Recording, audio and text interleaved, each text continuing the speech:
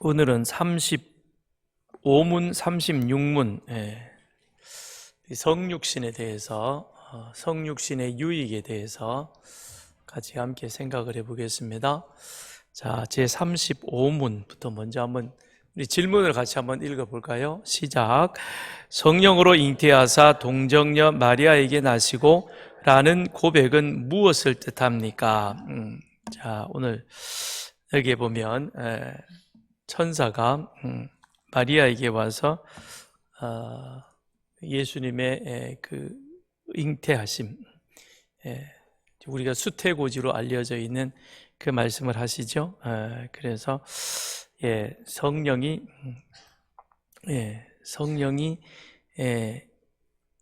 성령의 능력으로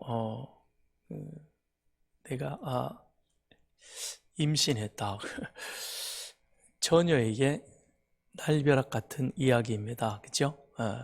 그런데 여기 보면 성령으로 그 다음에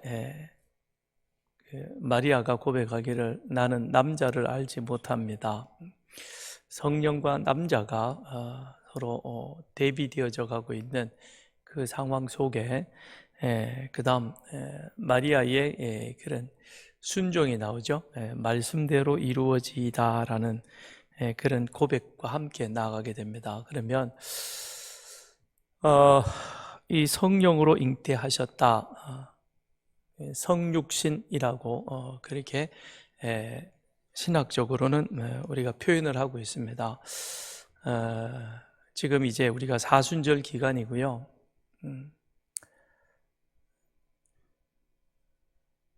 좀 키보드를 좀 꺼줄래요? 잘 들리지? 좋지, 그지? 귀에서 매미 잡는 소리가 계속 나는데 조용하니까 말씀이 잘 들려요. 어디까지 했어요? 네? 사순절. 그죠? 사순절 첫 번째 주간입니다. 앞에 또 사순절을 상징하는 그런 보라색 예전 색깔까지 펼쳐놓고 저도 거기에 깔맞춤 하려고 넥타이도 비슷하게 그렇게 합니다. 좋습니다. 중요한 것은 사순절이라는 것, 그 절기가 가지고 있는 그 의미, 그대로 우리가 행하고 있느냐라는 것이죠. 문제는 이게 반복이 되다 보면 어느 순간인가 우리에게 있어서 하나의 어떤 그런 습관처럼 되어져 버리고 사순절? 그런가 보다 라고 그렇게 지나갈 수 있다는 것이죠.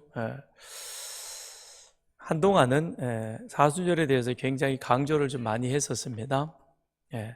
그래서 내가 즐기던 것을 사순절 기간 동안에는 좀 절제도 하고, 그리고 경건의 삶으로 우리 자신을 좀 더 깊이 들어가 보자. 근데 이제는 아무 얘기도 안 해요. 그죠? 여러분 되게 편하시죠? 하긴 내가 얘기한다고 여러분들이 다 또 하시는 것도 아니더라고. 보니까 내 입만 아프지. 자, 중요한 것은 주님께서 사람의 모습으로 우리 가운데 오셨다는 사실이요, 그 오신 그 주님이 이 땅에, 우리는 이미 여러 가지 많은 그런 설교나 공부를 통해서 거기에 대해서는 그 의미를 이제 어느 정도는 알고 있습니다. 주님이 오신 것은 우리의 죄를 위해서 오신 것이다.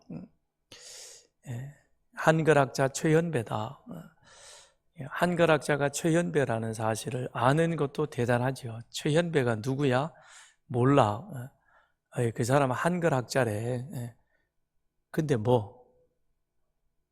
그 다음 이제 어떻게 우리가 살아가야 할 것이냐, 그 삶이 우리에게 있어서는 중요한 것이죠. 그래서 신앙생활, 그러면 사순절도 우리에게 있어서는 어떻게 우리가 경건, 교회 안에서 어떤 분위기를 만든다고 해서 그것이 내 삶하고 직접적인 연관 속에 내가 그렇게라도 몇 주간이라도 살아보려고 노력한다면 그만큼 우리 신앙에는 진전이 있을 것입니다.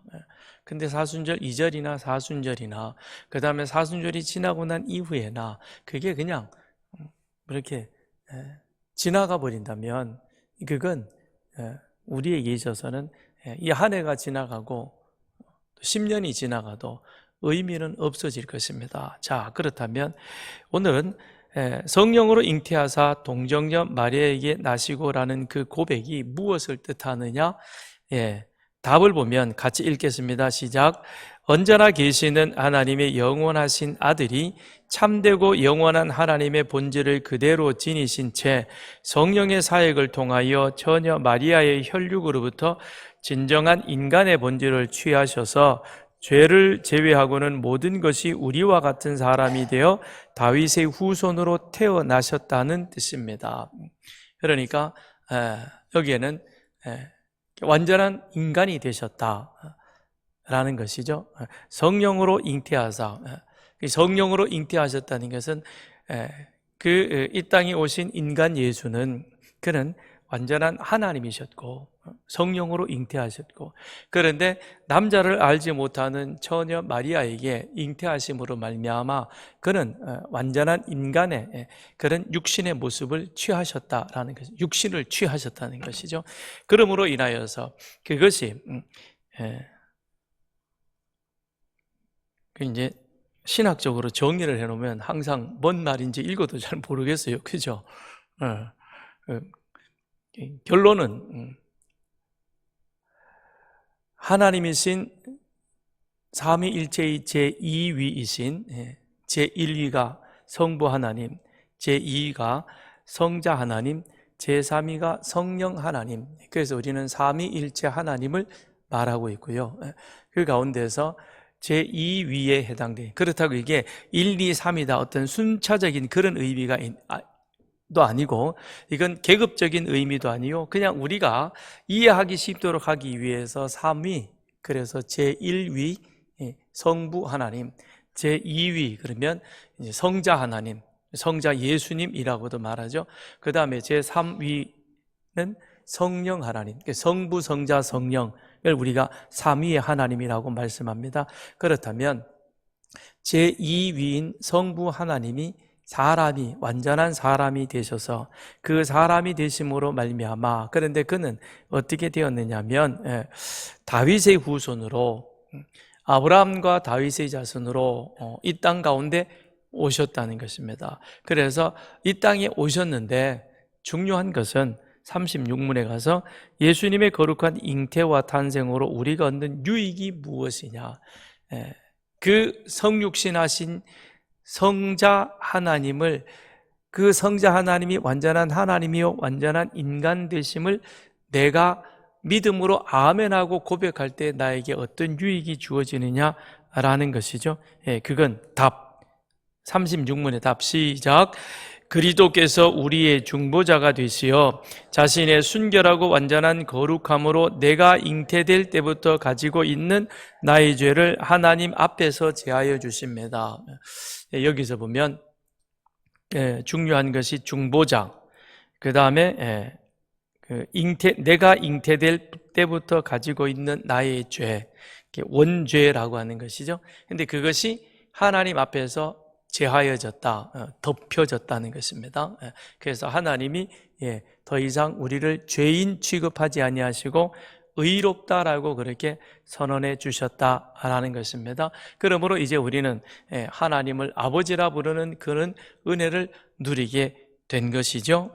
이것이 성육신에서 성육신이라고 하는 그 신학적 교리, 즉 성자 하나님이 완전한 인간으로 이 땅 가운데 오심으로 말미암아 그것은 곧 하나님이 창세기 3장 15절에서 약속하신 하나님의 구속사에 이것과 성육신과는 뗄래야 뗄 수 없는 아주 밀접한 관계가 이루어지는 것이요, 그것은 또한 성자 하나님의 성육신으로 인하여서 하나님의 구속사역의 근본이 완성이 되어 토대가 완성되어진다라고 하는 것입니다. 그러니까 하나님께서 창세기 3장 15절에 범죄하고 타락한 인간을 위하여 구원 계획을 말씀을 하셨고 계획을 세우셨고, 그것이 노아로, 아브라함으로, 그 다음에는 야곱을 거쳐서 히브리 민족 이스라엘이라고 하는, 그래서 시내산에서 하나님과 언약을 맺으시면서 거룩한 제사장 나라라는 이 선택된 하나님의 뜻을 보여주시는 것이죠. 그러면서 동시에 이스라엘 백성들에게 하나님이 주셨던 두 가지가 중요한 것이죠. 그죠? 하나는 성막이고 또 하나는 제사죠. 그죠? 성막과 제사라고 하는 이 두 가지를 가지고 하나님 앞에 성막이 하나님의 존재와 임재를 말씀하시는 것이요, 그 우리 가운데 현존해 계시는 그 하나님 앞에 우리가 어떻게 나아갈 수 있느냐? 제사 제도를 가지고 나가는 것이죠. 그래서 제사를 어떻게 지낼 것이냐, 5가지 제사를 3가지 방법으로 알죠? 모르면 어딜 가면 돼요? 수요일 날 가시면 되고, 수요일이 안 되면 목요일 저녁에 가시면 되고, 목요일 저녁이 안 되면 언제 가면 돼요? 토요일 날 가시면 돼요. 토요일 날 가실 때는 사랑하는 그이와 함께 같이 가면 더 좋겠어요. 그죠? 둘이가 같이 알아야 더 좋을 것 같습니다. 그래서 5가지 제사를 3가지 방법으로 그렇게 드리면서, 그러면서 늘 하나님과 교제하는 그런 그 은혜의 자리를 누리게 되어진다라는 것입니다. 근데 그걸 하나님께서는 이스라엘 백성들에게 1500년 동안이나 계속해서 그걸 하시면서 뭐를 말씀하시는 거예요? 예수가 온다, 약속한 창세기 3장 15절의 말씀이 이루어진다는 것입니다. 그러므로 성자 하나님이 이 세상에 사람의 모습으로 오심으로 하나님의 구속의 사역이 근본적으로 그것이 완성이 되고 성취가 되고 시작이 되어가는 그런 기본이 되는 것이죠. 오심으로 인하여 십자가에 죽으셨고, 그분이 십자가에 죽으심으로 그 흘리신 보혈의 피로, 여기 이제 뭐라 그랬습니까? 잉태될부터 가지고 있는 나의 죄를 하나님 앞에서 제해 주시고 덮어 주시고, 그리고 그 다음에 그분이 다시 죽음 가운데 살아 부활하셔서 우리에게 영원한 소망이 되어주시고, 그러므로 오심으로 하나님의 나라는 우리 가운데 이루어졌고, 그리고 그분이 다시 살아 부활하심으로 내 마음에서부터 하나님의 다스림, 하나님의 통치를 인정함으로 이미 이 현세 속에서 우리는 내 안에 하나님의 나라가 이루어졌고, 또한 장차 우리가 죽으면 저 영원한 천국에 함께 들어가는 것이죠. 그러므로 회개하라, 천국이 가까이 왔다라고 하는 것은 완료형인 것이죠. 이미 주님이 이 땅에 오심으로 하나님의 구원은 성취되셨고, 여기는 뭔가 더 플러스가 되어져야 되는 98%, 2% 부족이 아니라 100% 완성이 되어진 것입니다. 다만 문제는 그 하나님의 다스림을 받으며 그리스도의 나라로 옮겨져서 그 가르침대로 살아가야 할 우리 안에 부족한 것이 많다는 것이죠. 그래서 교회 안에서 이런 우리의 불완전함을 바르게 그래도 좀 온전하게 잡아보기 위해서, 그래서 이런 사순절, 그 다음에 부활절, 영원사랑 축제, 그 다음에 성탄절, 이런 절기와 같이 연결시켜 가면서 지금 우리가 어느 쯤에 와 있는가, 하나님 앞에서 우리의 방향은 어디쯤인가, 이거를 점검하는 것이죠. 그걸 점검해 가면서, 그러면서 계속해서 어디를 가는 겁니까? 좌표를 찍어서 가는 거예요. 좌표를 찍어서. 지난번에 거기 우리 시내산에 갔더니 거기에 있던 요르단의 그 케담, 그 친구들이 나중에는 저한테 거기 제 리더가 이제 보여주더라고요. 왜 그러지? 그러더라고요. 그래서 왜 그러냐 그랬더니 우리가 찍은 좌표하고는 좀 다른데요. 그러니까 이제 PT가 가는 게 좀 다른가 봐요. 자기들이 이제 이 구글에서 뭡니까?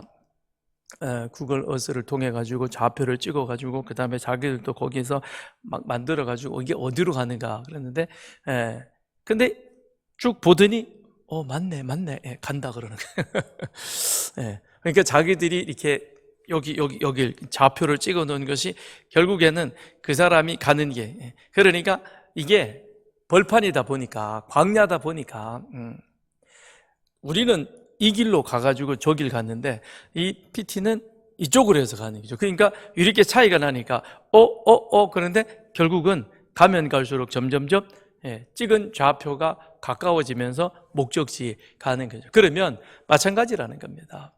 성육신, 하나님의 약속하신 그 약속, 바로 우리의 참된 구원자 되신 예수가 제2위신 성자 하나님께서 하나님의 명령에 순종하셔서 하나님과 원래는 동등된 분이셨지만 동등됨으로 취할 것을 여기지 아니하시고 자기를 비워 종의 형체를 가지고 이 땅 가운데 사람의 모습으로 오신 겁니다.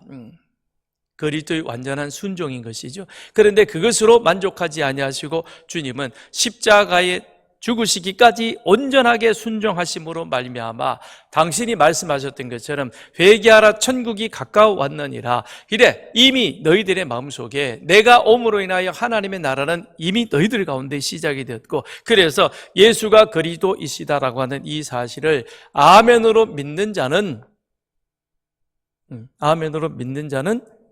이미 하나님의 다스림 하에 그 사람 안에 하나님의 나라가 임하셨다는 것입니다. 여러분에게도 이런 하나님의 나라가 임하신 줄 믿습니다. 아멘? 아멘이죠. 그런데 이 성육신이라고 하는 이 교리, 그 다음에 지금 우리 사도신경의 신앙 고백에 있어서 우리 사도신경 한번 찾아볼래요? 여러분 찬송가의 앞쪽에 뒤쪽인가 보면 사도신경 나오죠, 그죠? 옛날 거 말고 우리 새 번역으로 된 거.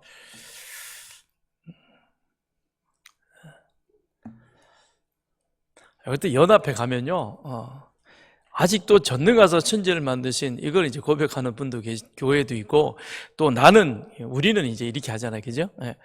이게 있어가지고요, 막 진짜 비빔밥이에요. 그래서 저는 사회를 볼 때 그래요. 우리 새로 번역된 사도신경으로 신앙 고백하시겠습니다. 근데 교회가 그냥 하나 통일하면 좋겠어요.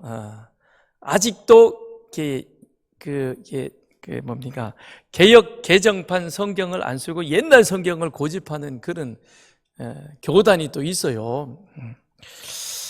하나님의 말씀은 계속해서 더 이렇게 발굴되어지고 해석되어지면서 더 원문으로 가까이 다가가야지 그게 완벽하다라고 완전하다라고 말하기는 어렵죠. 자, 거기 보면 나는 전능하신 아버지 하나님 천지의 창조주를 믿습니다. 나는 그의 유일하신 아들 우리 주 예수 그리스도를 믿습니다. 이제 거기 보면 믿습니다가 나오죠. 그 다음에 세 번째 나오는 게 뭐죠? 내가 믿는 하나님의 유일하신 아들 예수 그리스도. 그는 성령으로 잉태되어 동정녀 마리아에게 나시고, 이제 그렇게 되어 있죠. 우리의 사도신경의 세 번째 고백이 이거입니다. 그런데 첫 번째, 제일 먼저 나오는 천지를 창조하신 하나님을 나는 믿습니다라는 하나님이 창조주 되심을 믿는 그 믿음에서부터 어디로 나아가고 있습니까? 성자 2위이신 성자 하나님이 성령으로 잉태되어 사람인 처녀인 마리아의 몸에서 태어나셨다라고 하는 여기로 내려오는 것이죠. 그죠? 그러니까 이것은 믿음의 연속인 것입니다. 창조주 하나님에 대한 믿음의 고백은 되는데 나는 성령 하나님, 성령으로 잉태되어 처녀의 몸에서 나셨다. 이거 이해가 안 된다. 가짜예요, 그거는. 창조주 하나님이 고백이 믿음으로 고백되어지면 성령으로 잉태되어 처녀의 몸에서 태어나신 예수님도 아멘으로 고백되어집니다. 아멘요? 아멘이 적네. 안 믿어지는가요? 예. 창조주 하나님이 믿어지면 이게 믿어지는 겁니다. 창조주 하나님에 대해서 의심이 되면 여기도 의심이 되죠. 예. 그럼 보십시다. 왜 이게 되어져야 되느냐? 하나님이 세상을 창조하셨습니다. 근데 세상을 창조하시기 전에 이 세상의 모습은 어떠했습니까? 아무것도 없는 어둠이 있는 혼돈과 공허함이 가득했습니다. 그런데 하나님이 말씀하심에 질서가 잡히고 빛이 있고 그리고 모든 것이 제자리를 찾아가게 되어집니다. 하나님이 말씀하심에, 그래서 하나님은 창조주이십니다. 하나님은 없는 가운데서도 만드셨죠. 무엇까지 만드셨어요? 하나님이 아담을 어떻게 만들었어요? 흙으로? 그렇죠? 맞나요? 하나님이 아담을 흙으로 만드셨죠? 맞아요? 아니에요? 좀 대답을 좀 해줘봐요. 맞으면 맞다, 모르면 모르겠다, 틀리면 틀렸다. 하나님이 아담을 흙으로 만드셨습니다. 그렇죠? 네. 저도 흙으로 사람을 만들 수 있어요. 맞아요? 틀려요?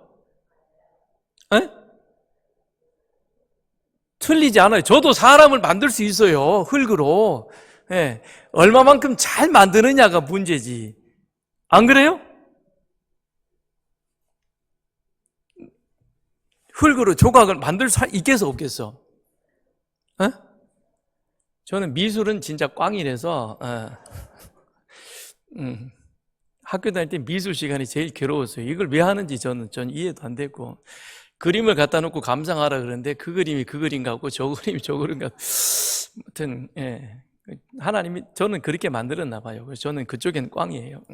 근데 아무튼 저도 흙으로 사람을 만들 수는 있어요. 그렇죠? 그게 잘 만들어졌냐 못 만들어졌냐, 사람이냐 아니면 뭐 비슷하냐, 그 차이는 있겠지만 어쨌든 제가 주물주물하면 흙으로 사람을 만들 수는 있어요. 사람 모양은 만들 수는 있습니다. 그런데 하나님과 저의 차이점은 뭘까요? 하나님은 사람을 흙으로 빚으시고 그 코에 뭐를 불어넣었어요? 하나님의 영을 불어넣으십니다. 그래서 그로 하여금 하나님의 형상 닮은 자로 만들었습니다. 근데 저는 아무리 사람을 기가 막히게 잘 만들어도 그냥 조각이에요. 그죠? 그냥 진흙일 뿐인 것입니다. 그러면 하나님과 나의 차이점은 뭐예요? 나도 잘 만들었는데, 자기는 미술 꽝이었다면 어떻게 잘 만들어? 그게 아니고, 예를 들면 레오나르도 다빈치처럼 그렇게 제가 잘 한번 사람을 빚었다고 생각하십시다. 다른 점은 뭡니까? 하나님은 창조주시고 다빈치든 아니면 누구든 그 사람들은 인간이다, 피조물이다라고 하는 겁니다. 만든 그 흙에 생기를 불어넣어서 그게 흙이 아니라 하나님의 형상을 닮은 그와 같은 영적인 존재로 만들 수는 없다는 겁니다. 하나님만이 그 일을 하실 수 있다는 것이죠. 그러기에 하나님께서 천지를 창조하셨다, 이 사실을 믿음으로 고백한다는 것은, 맞아, 나는 찌끌 같은 존재인데, 그런데 하나님이 나를 하나님 형상 닮은, 하나님과 교제할 수 있는 그와 같은 자로 나를 빚으셨다, 이 사실에 대해서 나는 아멘으로 믿는 겁니다. 그렇다면 그 다음에 내려와서 여기서 성령으로 잉태하여 처녀 마리아의 몸에서 예수를 태어나게 하실 수 있음에 대해서도 아멘이 되는 거죠. 그 아멘은 그 다음, 예수가 나의 죄를 위해서 십자가에 죽으셨다, 그러므로 나는 하나님 앞에서 죄 용서함을 받았다, 그래서 이제 나는 하나님과 화평한 관계가 되었다, 하나님을 아버지라 부를 수 있는 그런 자리로 나아가게 되었다. 여기까지 우리는 아멘으로 나가게 되는 거죠. 그 아멘은 그 다음에 우리로 하여금 무엇을 만드는 겁니까? 내가 하나님을 아버지라 부르고 하나님과 진노의 관계가 아니라 화평의 관계로 있기 때문에, 그렇기 때문에 나는 그리스도의 가르침을 내 가르침으로 내 삶의 중심에 두고 그리고 그분의 가르침에 따라 하나님의 나라와 하나님의 의를 먼저 구하는 삶을 사는 겁니다. 그러니 예수 믿기 이전과 예수 믿은 이후의 삶, 예수를 나의 구주로 고백한 그 이유는 책임을 생각하는 겁니다. 하나님 앞에서 나는 어떤 책임 있는 존재로 살아가야 될 것인가? 그게 매일 아침마다 일어나면서 하나님을 경외합니다. 근데 그 경외하는 삶이 무엇이냐는 거예요. 그 책임 있는 삶이 오늘 또 이어져야 하는 거예요. 그렇지 못하면 뭐만 생각하느냐? 내가 그래도 세상에서 잘 나가는데 나를 서산교회에서는 왜 저 장상철 목사는 나를 우습게 여기냐고. 그 맨날 불만이 있어가지고 그러고 뭐 해달라 뭐 해달라. 뭐 내가 해주나요? 하나님이 해주시지.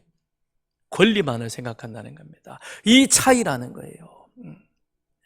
그러므로 성령으로 잉태되어 마리아의 몸에서 나셨다라고 하는 이것은 이미 우리 안에 창조신앙, 하나님이 창조주이라는 창조주 신앙의 기반을 둔, 그래서 하나님이 세상을 창조하셨고 그 안에서 나도 하나님의 피조물이심을 믿음으로 고백하며 피조물인 나인데, 그런데 하나님께서는 나를 긍휼히 불쌍히 여기셔서 나를 죄 가운데 구원하여 하나님의 자녀로, 그래서 36문에서 내가 잉태될 때부터 가지고 있는 나의 죄를, 그 문제를 해결해 주시기 위해서 하나님이 그 아들 예수를 이 세상에 보내어 주셨다. 그러므로 예수님이 성육신 하셨다라고 하는 이 사실은, 그건 바로 나를 사랑하사 나의 죄를 용서해 주시려는 하나님의 은혜가 그 속에 담겨 있다는 사실을 믿음으로 고백하는 것이죠.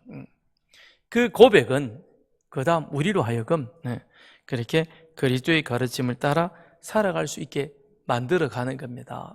그런데 자, 오늘 누가복음에 누가가 예수님의 그런 성령으로 잉태되어 주신 이 사실을 잘 설명을 해주고 있는데요. 그런데 이건 누가가 그냥 기록한 것이 아니라 이미 누가는 구약에서 많이 이 부분에 대해서 기록하고 있는 이 내용들을 완결편으로 이렇게 기록해 놓으셨다는 겁니다. 그러니까 구약 성경에 보면 하나님께서 이 예수를 이 세상 가운데 보내실 것이다 라고 하는 이 암시를 이미 계속해서 주고 있는 겁니다. 그런데 그 구약에 예언되어졌던 모든 내용들을 다 모으면 한 분, 필요 충분 조건으로 어디 가느냐? 예수에게 모아지게 되어지는 것이고, 그래서 예수는 이 세상에 성령으로 잉태되셔서 처녀 마리아에게 나시게 되는 이 사실을 알게 되는 것이죠. 제일 먼저 성경이 예수에 대해서 예언하고 있는 것이 창세기 3장 15절이죠. 창세기 3장 15절 다 찾아보겠습니다.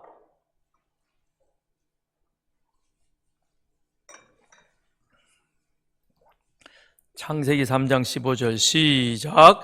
내가 너로 여자와 원수가 되게 하고 내 후손도 여자의 후손과 원수가 되게 하리니 여자의 후손은 내 머리를 상하게 할 것이요 너는 그의 발꿈치를 상하게 할 것이니라. 아담과 하와를 유혹하여 범죄하게 한 뱀에 대한 저주입니다. 그런데 동시에 그것은 여자의 후손은 누구냐? 예수 그리스도를 보내겠다는 겁니다. 그런데 그것이 말라기 3장 1절,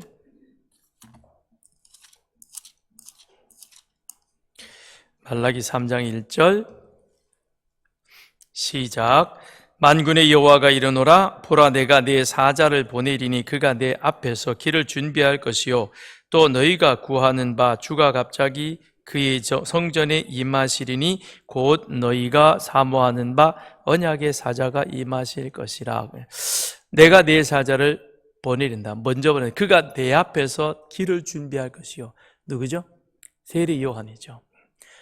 세례 요한을 예수님보다 먼저 보내시리라. 이게 누가복음에 보니까 뭐라 그랬어요?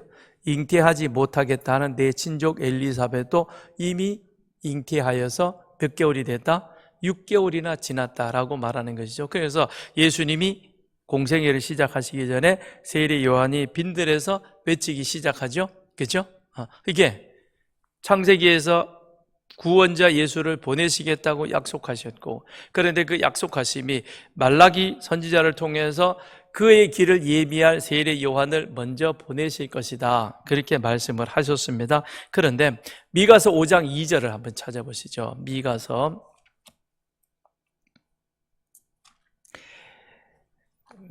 5장 2절.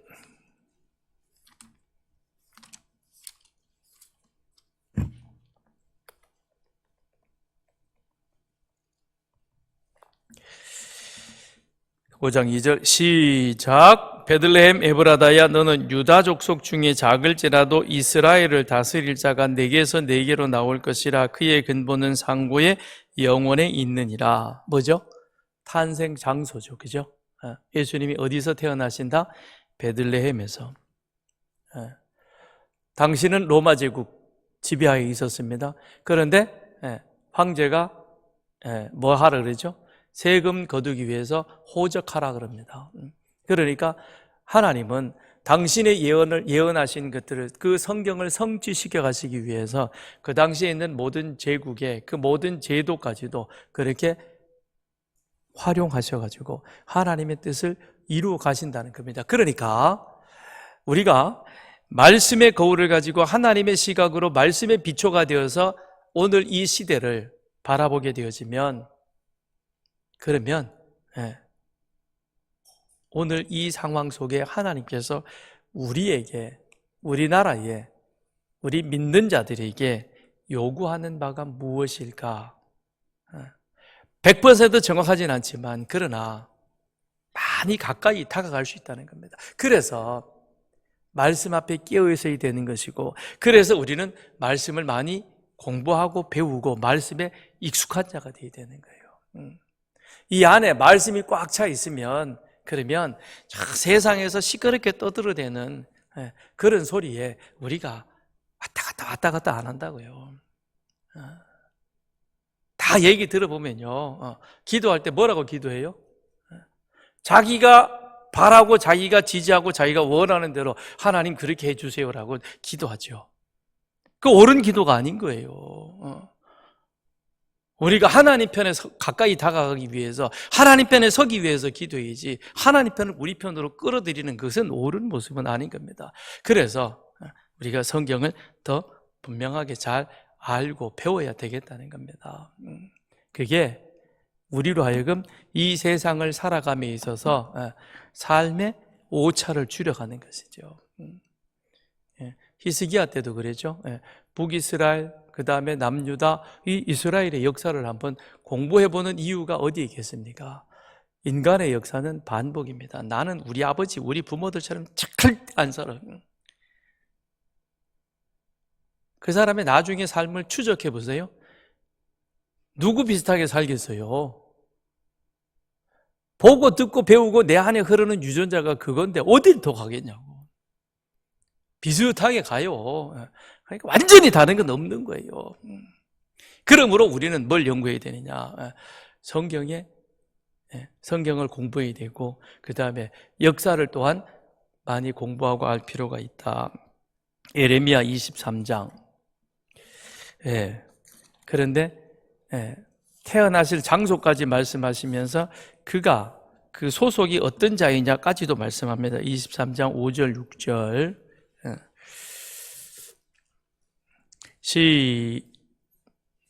시작. 여호와의 말씀이니라. 보라, 때가 이르리니 내가 다윗에게 한 의로운 가지를 일으킬 것이라. 그가 왕이 되어 지혜롭게 다스리며 세상에서 정의와 공의를 행할 것이며, 그의 날에 유다는 구원을 받겠고 이스라엘은 평안히 살 것이며, 그의 이름은 여호와 우리의 공이라 일컬음을 받으리라. 유다 지파, 다윗의 가문으로, 후손으로. 그래서 마태복음에 보니까 뭐라 그랬어요? 아브라함과 다윗의 자손으로. 그렇죠? 얼마나 성경이 정확합니까? 이게 한 사람이 놓고 다 적은 게 아니라, 그렇죠? 몇 년입니까? 약 한 모세 때부터 시작해서 성경 계시록까지 따지면 한 500~600년 정도, 저자는 한 40명 정도. 그들이 살았던 시대와 배경은 다 다릅니다. 삶의 상황도 다릅니다. 배움도 다릅니다. 그런데 이렇게까지 정확할 수가 있느냐라는 것이죠. 왜 그래요? 하나님이 살아계시니까. 그래서 모든 성경은 하나님의 감동으로 되어진 것이로, 살아계신 하나님께서 우리에게 감동으로 이 일들을 뭐에 대해서, 하나님의 약속하신 창세기 3장 하나님의 구속사의 계획이 어떻게, 어떤 과정과 역사를 통해서 우리 가운데 이루어졌는가 하는 것을 성경은 우리에게 낱낱이 정확하게 확실하게 자세히 가르쳐주고 있는 것이죠. 그러면서 이사야 7장 14절,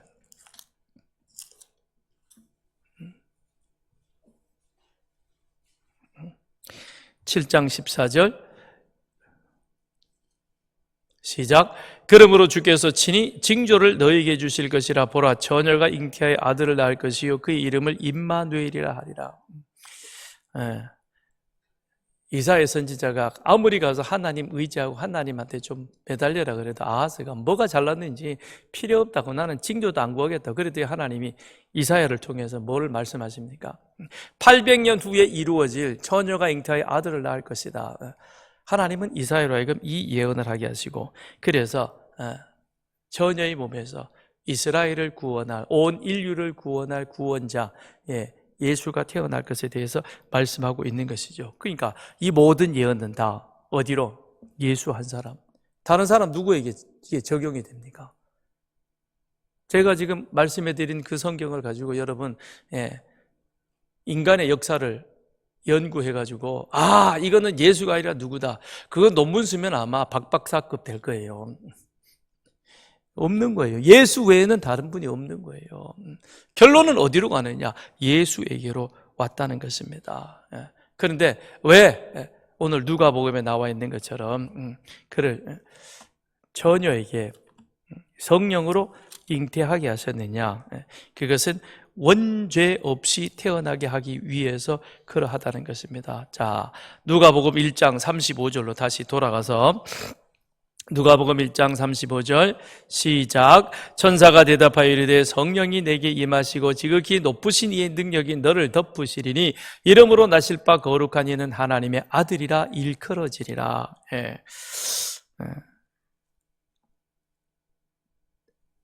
마리아가 요셉과 약혼한 사이이긴 하지만 법적인 효력은 있지만 동거하지 아니하는, 그래서 마리아가 뭐라고 그러냐면 나는 남자를 모릅니다 라고 그렇게 고백하죠.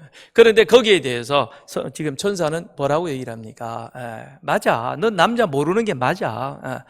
그런데 너는 이미 잉태할 것이다. 근데 누구냐? 성령으로 잉태할 것이다 라는 것이죠. 그건 바로 무엇을 말씀해 주고 있느냐? 나실 바, 즉 구약에서 예언하고 있는 그 예언된 구원자, 그는 하나님의 약속대로 오실 것인데, 그는 하나님의 제2위이신, 삼위의 제2위이신 성자 하나님이시요. 그런데 그는 동시에 어떤 자이냐? 완전한 인간이라는 겁니다. 왜 완전한 인간이 되어야 되느냐? 그는 우리의 죄물이 되기 위해서는 흠과 허물이 없어야 되는 거예요. 그래서 완전한 자가 되어야 하는 겁니다. 허물이 있다면, 죄가 있다면 그는 온전한 대속의 제물이 될 수 없는 겁니다. 그러니까 하나님이 이스라엘에게 1500년 동안 이거를 생각하도록 만드는 겁니다. 하나님 앞에 드릴 제물은 어떤 겁니까? 저는 것, 병든 것, 흠 있는 것, 이건 아니죠, 그죠? 말라기 때 그거 가져와가지고 하나님은 어떻게 했어요?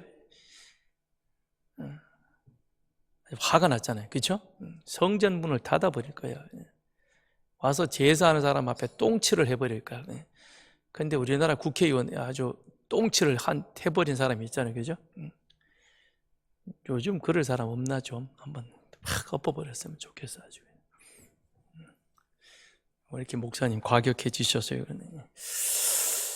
아니, 성경에 말라기 보면 그렇게 나오잖아요. 그러니까 1500년 동안 이스라엘은 하나님 앞에 제사를, 제물을 드리되 뭘 드리느냐? 흠 없는 것, 온전한 제물.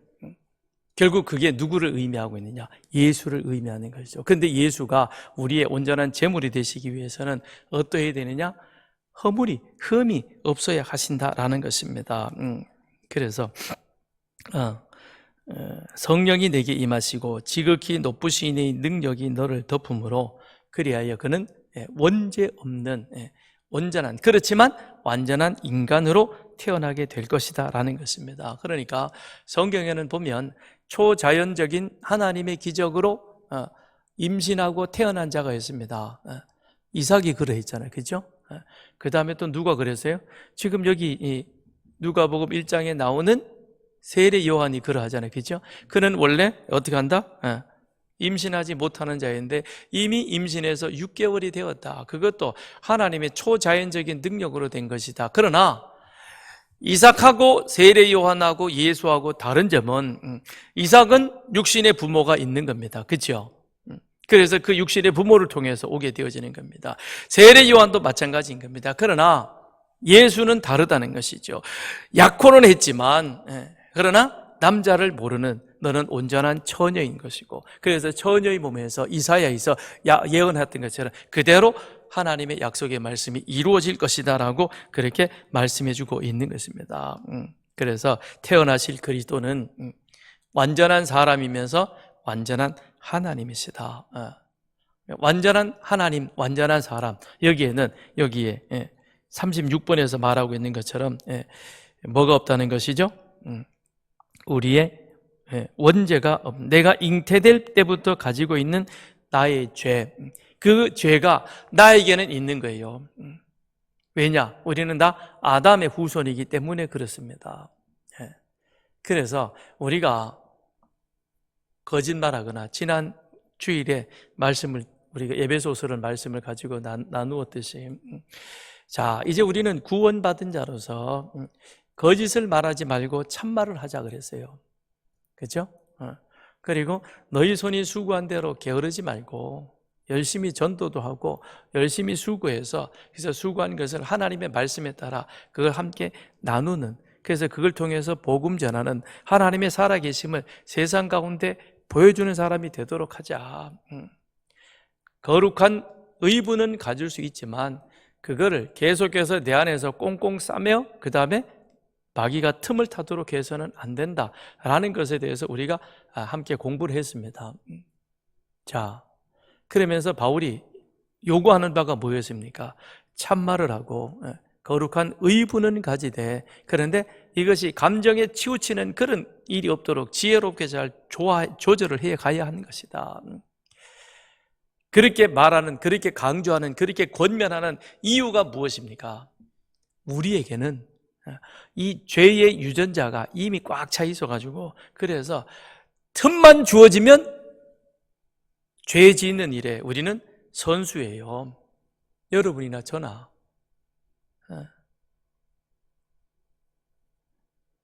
여러분의 얼굴이 아니라고 강하게 부정하려고 그러는데, 아니긴 뭐가 아니야. 다 맞지. 하나님하고 약속한 건 많이 안 지키잖아요. 우리가. 그죠? 세례 받을 때 하나님하고 약속했고, 교회 앞에서 서원까지 했고, 또 특별히 직분자들은 직분 받으면서 안수 받으면서 했죠. 그죠? 나는 뭐 하겠다고. 근데 안 하고 많잖아요. 그죠? 우린 죄 지는데 선수라니까요. 그 어디서 오느냐? 아담에게서 오는 이 죄가 우리에게 있기 때문에 그렇다는 거죠. 그걸 바울이 로마서에서 범죄와 죄라고 하는 것을 가지고 분명하게 우리에게 설명을 해주고 있는 것입니다. 그래서 우리는 죄인인 것입니다. 그런데 죄인인 우리는 내 안에 원래 죄가 있기 때문에 범죄할 수밖에 없는데, 그런데 예수님은 그 원죄가 없기 때문에 죄는 없으시다. 그래서 히브리서 기자가 말하기를 그는 십자가에 죽으셨지만 죄는 없으시다라고 그렇게 말씀하고 있는 겁니다. 그렇게 해서 예수님이 이 땅에 오신 그 이유, 그 사실을 우리가 믿을 때 36번에 우리가 얻는 유익이 바로 무엇이냐? 하나님 앞에서 나의 죄가 용서함을 받을 수 있다라고 하는 것입니다. 그러면서 그리스도는 우리의 중보자가 되신다. 아무나 중보자가 될 수 없는 겁니다. 오직 예수만이 우리에게 유일한 중보자이신 겁니다. 그렇기 때문에 그가 십자가에서 죽으셨습니다. 그런데 예수의 십자가의 죽음은 바로 나의 죄를 위한 것이 되는 것입니다. 그래서 누구든지, 미국의 트럼프도 좋고 나도 좋고 저 아프리카에 있는 어느 사람도 좋고 누구든지 다 죄인이지만 예수 그리스도를 믿음으로 말미암아 우리는 구원받는 거예요. 다른 길은 없는 거예요. 다른 길은 없는 거예요. 언젠가 뉴스를 어디를 보니까 원불교, 그 다음에 캐톨릭, 개신교, 또 하나 누구더라? 목사 4명이서 사중창을 하더라고요. 여가 활동하는 건 좋아요. 그런데 제 마음에 불편했던 것은 모든 종교는 하나인데 아니야. 기독교는 종교가 아닌 것입니다. 기독교는 종교가 아니에요. 그걸 우리가 분명히 아셔야 돼요. 왜 우리가 유일한 길인 예수 그리스도, 우리는 예수 그리스도를 믿음으로 말미암아 구원받는 것이지 기독교는 종교가 아닌 것입니다. 근데 왜 우리를 격화시켜가지고 모든 종교 범주에 집어넣어가지고 하나다, 통합이다. 아니요. 이건 사탄이 우리를 속이는 겁니다. 서광사 주지하고 같이 만나서 밥은 먹을 수 있어요. 그러나 밥은 먹으면서도 뭐 해야 돼요? 구원은 예수로. 그렇죠? 아멘? 아멘이에요.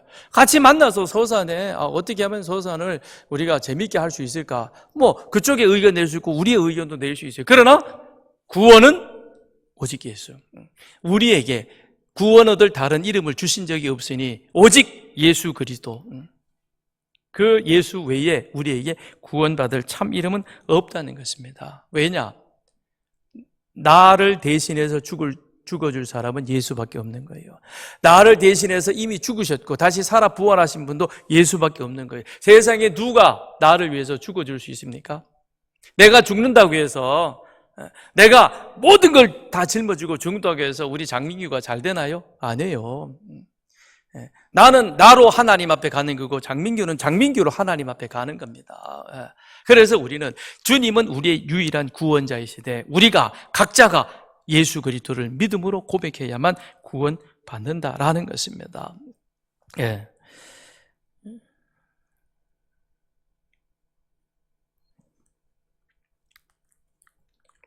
자, 마무리하겠습니다. 예수님의 성육신은 세 가지로 정리하면 그건 하나님의 사랑이시다. 예. 하나님을 배반했잖아요. 그죠? 우리가 얼마나 하나님 앞에 못된 행동을 많이 했습니까? 그런 우리들인데 하나님은 그런 우리를 당신의 독생자 예수를 십자가에 내어주시기까지 우리를 사랑하셨습니다. 그 하나님의 사랑으로 오늘 우리가 여기 있는 겁니다. 그러므로 우리는 사랑받은 자인 것입니다. 사랑받았기에 사랑해야 됩니다. 그런데 오염된 사랑이 아닌 예수 그리스도의 진실된 참된 사랑을 하는 자가 되어야 할 것입니다. 동시에 예수님의 성육신은 하나님의 공의의 만족이라는 것이죠. 그가 십자가의 죽으심으로 하나님은 죄는 미워하셔서 반드시 그 죄는 정리하셔야 하는 겁니다. 그런데 그 죄를 누구에게 정리하게 하셨느냐? 죄 없으신 완전한 하나님이신 예수님으로 하여금 그 일을 감당하게 해주셨다는 겁니다. 그러기에 우리가 예수를 믿음으로 너는 죄 없다라는 그와 같은 선언을 우리가 받는 거예요. 그래서 아멘으로 가는 겁니다. 그 다음 이 예수님의 성육신은 결국 하나님 앞에 범죄하여 하나님의 진노와 심판 가운데 머물러 있는 우리들을 하나님과 연합시키기 위해서, 화목하게 하기 위해서 주님이 오신 겁니다. 그러므로 주님이 오심으로 말미암아 주님과 우리 사이의 관계를 예수님이 연결시켜 주셔서, 그래서 우리는 하나님을 아빠, 아버지라 부르는 것이죠. 그렇잖아요? 이 얼마나 놀라운 축복인 것입니다. 그런 축복과 은혜를 우리들이 누리고 살아가고 있는 것입니다. 그렇게 함으로 하나님의 나라가 이미 내 안에 임한 것입니다. 그러기에 이제 우리는 그리스도의 가르침을 따라 그렇게 살아가는 것이죠. 같이 한번 기도하겠습니다. 우리 기도하실 때 우리는 이스라엘 백성들이 가데스 바니아에서 정탐꾼을 보내고 그리고 그곳을 갔다 온 그 정탐꾼 10명의 말을 들으면서 그렇게 하나님을 불신했고 하나님을 원망했고 하나님 앞에 온갖 패역된 말을 행동을 다 쏟아놓았습니다. 그럼에도 불구하고 하나님은 그날 밤에도 그런 이스라엘 백성들을 위해서 다음 날 그들이 먹어야 할 만나를 준비하셨습니다. 우리는 어떤가요? 우리 역시 별반 다르진 않을 것입니다. 그런 우리를 위해서 하나님께서는 당신의 독생자 예수를 이 땅에 보내주셔서 나 대신하여 십자가에 죽이셨고 희생시키셨고 그로 말미암아 나는 하나님의 사랑받는 자로 그렇게 살아가는 그와 같은 자가 되었습니다. 그러므로 이제 우리는 죄를 멀리하고 그리스도의 가르침을 따라 살아갈 수 있는 그런 우리들의 삶이 되게 하여 주옵소서. 같이 한번 기도하겠습니다.